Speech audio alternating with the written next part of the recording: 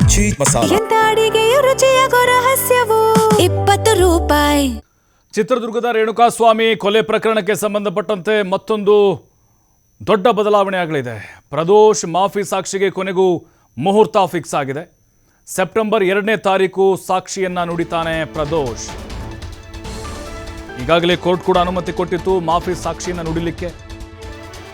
ಈಗ ದಿನಾಂಕ ಫಿಕ್ಸ್ ಆಗಿದೆ, ಯಾವಾಗ ಪ್ರದೋಷ್ ಸಾಕ್ಷಿ ಹೇಳಬೇಕು ಅಂತ. ಸೆಪ್ಟೆಂಬರ್ 2ನೇ ತಾರೀಕು ಕೋರ್ಟ್ನಲ್ಲಿ ಖುದ್ದು ಹಾಜರಾಗ್ತಾನೆ ಇವನು.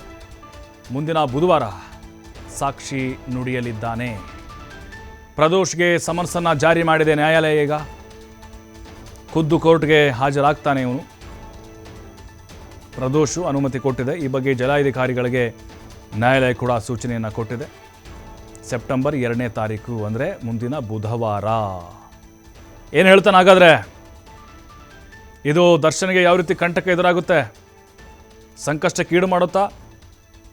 ಪ್ರದೋಷ್ ಹೇಳೋದೆಲ್ಲವೂ ಕೂಡ ಸತ್ಯ ಆಗಿರೋದಿಲ್ಲ, ಸುಳ್ಳು ಆಗಿರ್ಬೋದು.